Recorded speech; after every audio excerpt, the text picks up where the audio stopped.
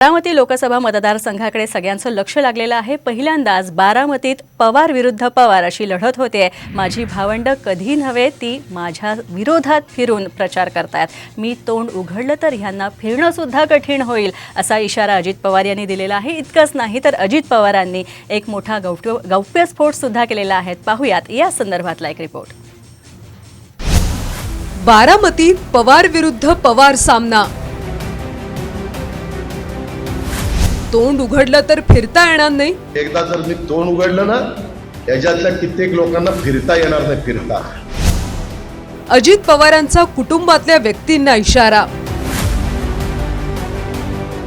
बारामती हा पवारांचा परंपरागत बालेकिल्ला। गेल्या काही दशकांपासून बारामतीवर पवारांचं निर्विवाद वर्चस्व आहे।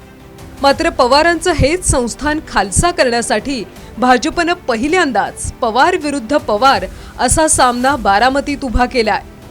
सुनेत्रा पवार विरुद्ध सुप्रिया सुळे अर्थात नणंद विरुद्ध भावजय असा सामना बारामतीत होणार आहे।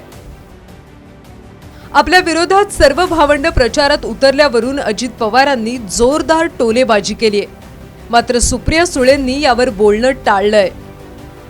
आणि मी तुम्हाला सांगतो, मी अजून पण फार तोलून मापून बोलतो। एकदा जर मी तोंड उघडलं ना याच्यातल्या कित्येक लोकांना फिरता येणार नाही। फिरता तोंड दाखवता येणार नाही। जाहीर माझा त्यांना सांगायचं आहे।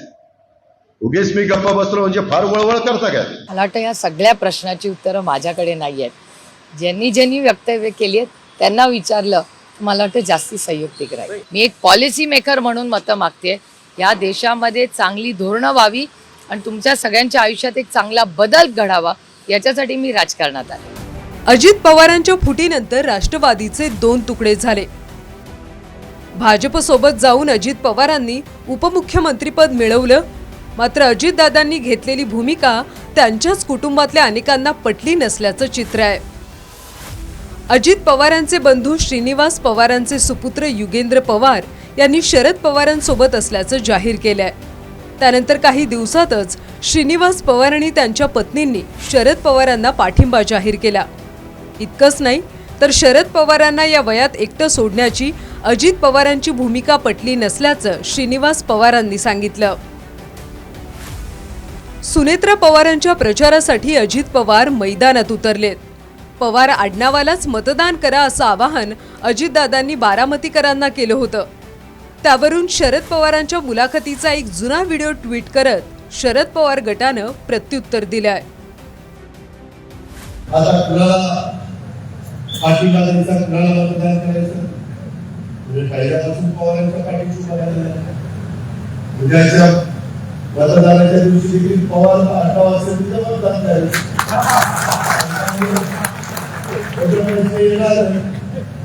कुठं आपली परंपरा आपण खंडित केली अशी भावना कोणाच्या मनात येणार। अग्नी देण्याच्यासाठी कुणीतरी असला पाहिजे याची चिंता करायची का जिवंत असताना नीटनेटकं वागण्याची चिंता करायची?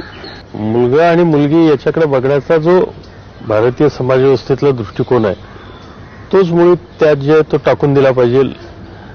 आणि आपण मुलीला सुद्धा मुलासारखं वाढवून त्यांना समान संधी देऊन तिचा आत्मविश्वास वाढवून आपण तिच्याकडून उत्तम प्रकारचे काम करून घेऊ शकतो, तिचं व्यक्तिमत्व फुलवू शकतो। अजितदादांनी गौप्यस्फोट केल्यानंतर बारामतीच्या प्रचारात पारा चढलाय। विजय शिवतारेंनी बारामतीमधून माघार घेतल्यानंतर त्यांना मध्यरात्री अनेकांचे फोन गेले होते। शिवतारेंनी स्वतः कुणाचे फोन आले होते हे मला दाखवलंय असा दावाही अजित पवारांनी केलाय। विजयराव शिवतारे सभा घेत आहेत 11 तारखेला। त्यांनी मला दाखवले कुणाकुणाचे फोन आले। मित्रांनो, मला इतकं वाईट वाटलं, काही लोकांनी रात्री रात्री फोन करून माघार घेऊ नको, माघार घेऊ नको, तू फॉर्म ठेव।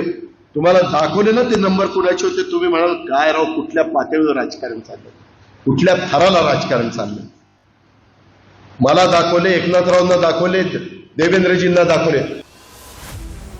कधी नव्हे तो बारामतीत पहिल्यांदाच पवार विरुद्ध पवार अशी थेट लढत होतीये। मैदानात नणंद भावजय असल्या तरी खरी लढत शरद पवार विरुद्ध अजितदादा अशीच होणार आहे।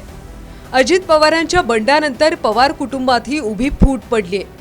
त्यामुळे आता बारामतीकर कोणत्या पवारांच्या मागे उभे राहतात हे पाहणं महत्त्वाचं ठरणार आहे. ब्युरो रिपोर्ट, साम टीव्ही न्यूज.